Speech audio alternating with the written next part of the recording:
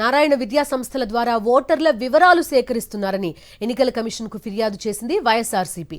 నారాయణ విద్యా సంస్థల సిబ్బంది విద్యార్థుల వ్యక్తిగత సున్నిత సమాచారం సేకరిస్తున్నారని ఎమ్మెల్సీ లేళ్ల అప్పిరెడ్డి ఈసీకి ఫిర్యాదు చేశారు.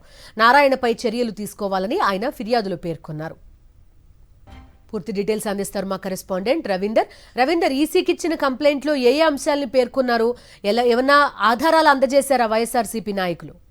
ముందు తెలుగుదేశం పార్టీ నాయకులు చేసినటువంటి అక్రమాలను వైఎస్ఆర్ కాంగ్రెస్ పార్టీ ఎప్పటికప్పుడు ఎండగడుతూనే ఉంది. దీనికి సంబంధించి ఆధారాలతో సహా ఎలక్షన్ కమిషన్ కూడా కంప్లైంట్స్ ఇస్తూనే ఉంది. తాజాగా నారాయణ విద్యా సంస్థల అధినేత తెలుగుదేశం పార్టీకి సంబంధించినటువంటి మాజీ మంత్రి నారాయణ చేసినటువంటి అక్రమాలను కూడా తాజాగా ఎన్నికల కమిషన్ కి వైఎస్ఆర్ కాంగ్రెస్ పార్టీ ఫిర్యాదు రూపంలో ఇచ్చిన పరిస్థితి. ఒక లేఖ ద్వారా వైఎస్ఆర్ కాంగ్రెస్ పార్టీ సంబంధించినటువంటి జనరల్ సెక్రటరీ అలాగే ఎమ్మెల్సీ కూడా అయినటువంటి లేళ్ల అప్పిరెడ్డి ఫిర్యాదు ఇవ్వడం జరిగింది. ప్రధానంగా అందులో పేర్కొన్నటువంటి అంశాలు ఏంటంటే, నారాయణ విద్యా సంస్థలకు సంబంధించి రాష్ట్ర వ్యాప్తంగా కూడా అనేక విద్యా సంస్థలు ఉన్నాయి, స్కూల్స్ కాలేజీలు కూడా ఉన్నాయి. అయితే ఆ కాలేజీలు స్కూల్లో పనిచేస్తున్నటువంటి అక్కడ జాయిన్ అయ్యి చదువుకుంటున్నటువంటి విద్యార్థులు ఎవరైతే ఉన్నారో వారి తాలూకు కుటుంబ సభ్యుల పూర్తి వివరాలను సేకరించే కార్యక్రమాన్ని చేపట్టారు. అందులో వాస్తవానికి అనేక పార్టీలకు సంబంధించినటువంటి విద్యార్థులు పార్టీలతో సంబంధం లేకపోయినా విద్యార్థులు అందరూ కూడా అక్కడ చదువుకుంటూ ఉంటారు. కానీ వారికి సంబంధించినటువంటి వివరాలు సేకరించే కార్యక్రమాన్ని నారాయణ సంస్థలో పనిచేస్తున్నటువంటి సిబ్బంది ద్వారా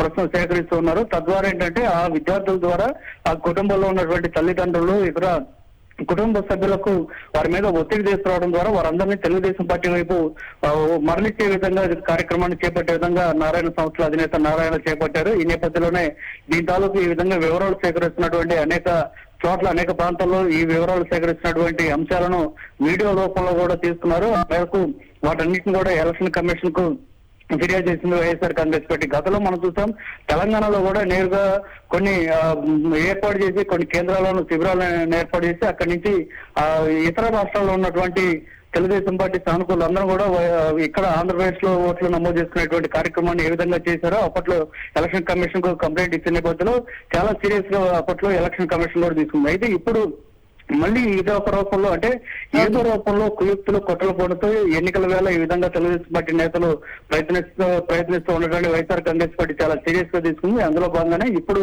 నారాయణ విద్యా సంస్థల ద్వారా చేపడుతున్నటువంటి ఈ ప్రజల డేటా సేకరణ సంబంధించినటువంటి కూడా ఫిర్యాదు ఇచ్చింది. ఇది వాస్తవానికి ఇట్లా ప్రజలకు సంబంధించినటువంటి వ్యక్తిగత డేటా సేకరించడం అనేది ప్రజా ప్రాతినిధ్య చట్టం 1951 ప్రకారం చాలా నేరం అంటూ కూడా నన్ను స్పష్టంగా చెప్పింది. దీని మీద పూర్తి స్థాయిలో విచారణ జరిపి ఈ విధంగా ఎవరైతే ఈ అక్రమాలకు పాల్పడుతున్నారో వారి మీద కఠిన చర్యలు తీసుకోవాలంటూ కూడా లేళ్ల అప్పిరెడ్డి ఆ ఫిర్యాదులో పేర్కొన్నారు.